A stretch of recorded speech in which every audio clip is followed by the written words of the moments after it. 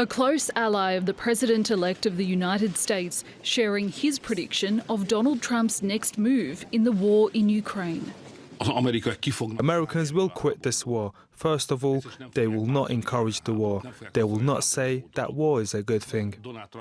Speaking in a radio interview ahead of an informal EU summit, Hungary's Prime Minister Viktor Orban says he wants European leaders to rethink their support for Ukraine in the face of an uncertain future for NATO.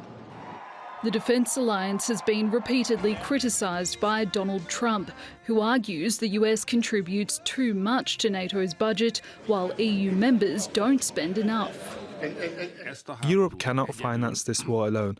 There are some who still want it, who still want to continue sending enormous amounts of money into this war, but the number of those who remain silent. The future of Ukraine aid is among the major issues facing the EU after Mr. Trump's win in the US election. The region is also struggling to put on a united front, with France politically weakened and Germany's government collapsed. We will continue to work well with the future American president, and the question of how this can be achieved has been the subject of our discussions. One thing is quite clear: we must do what is necessary for our security together as the European Union, as Europeans. Donald Trump insists he could make a deal to swiftly end the fighting between Moscow and Kyiv.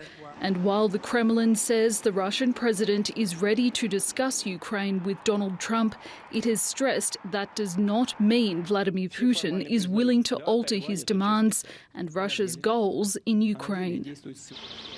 Ukraine says a Russian-guided bomb attack on central Kharkiv targeting a residential building has resulted in multiple casualties. It says at least one person has also been killed in a Russian drone attack on the Odessa region. Residents left to suffer every day this war drags on. Rani Hayman, TRT World.